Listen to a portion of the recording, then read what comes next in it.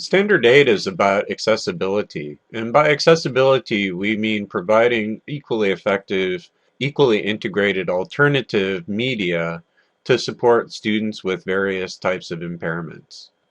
Now, I talk about creating accessible content in some of the videos below in a fair amount of detail, so I won't go over that again. But I do want to talk about the fact that there are a range of impairments that your students might be dealing with. Some of your students, for example, might have motor issues or cognitive impairments that make it almost impossible for them to attend exercises on campus. So generally, it's a good idea to avoid having on-campus components for satisfying your course requirements. Some students have cognitive impairments that cause them to need extra time on things like tests and learning activities. So generally speaking, it's a good idea to avoid having hard time limits on your quizzes because that can create accessibility issues for those students.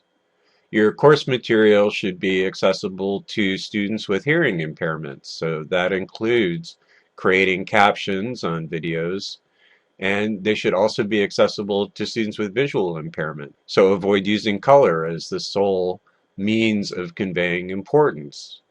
And choose technology that's going to be navigable using keyboard shortcuts and screen reader programs.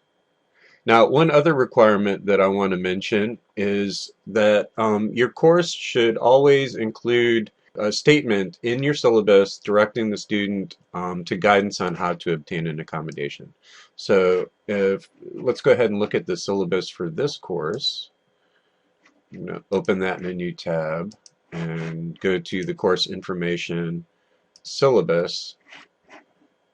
And you'll see near the bottom statement of special accommodation. So this is a statement that informs the student that they can get an accommodation through disability services and provides a link to the disability services website. This needs to be a part of every course shell somewhere, this accessibility statement. I would also like to point out that on the main accessibility webpage at www.pcc.edu/access, there are step-by-step instructions for creating accessible content in a variety of formats. And I mentioned this in the video below, but I also want to point out that, for example, if you click on one of these, there's a list of requirements, but also there's a little plus sign that you can open up that gives you specific details on how to accomplish that standard. Some of these also include videos on how to use the tools to satisfy the standard. So I just wanted to make sure that you knew about that. You'll also find on the page some information on the legal side of accessibility.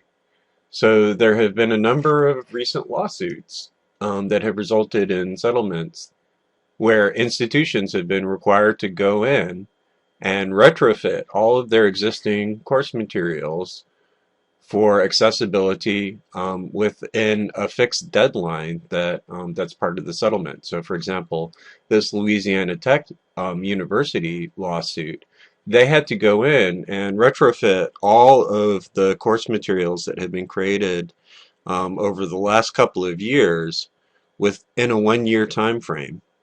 And they had to have a plan in place for having a 2-week turnaround on any course materials that were authored before that date. So this is kind of a big deal. And if something like that happened at PCC, we would all be scrabbling around trying to update all of our course materials. So it's not only in the best interest of your students to provide accessible materials, it's also in the interest of PCC to provide accessible materials.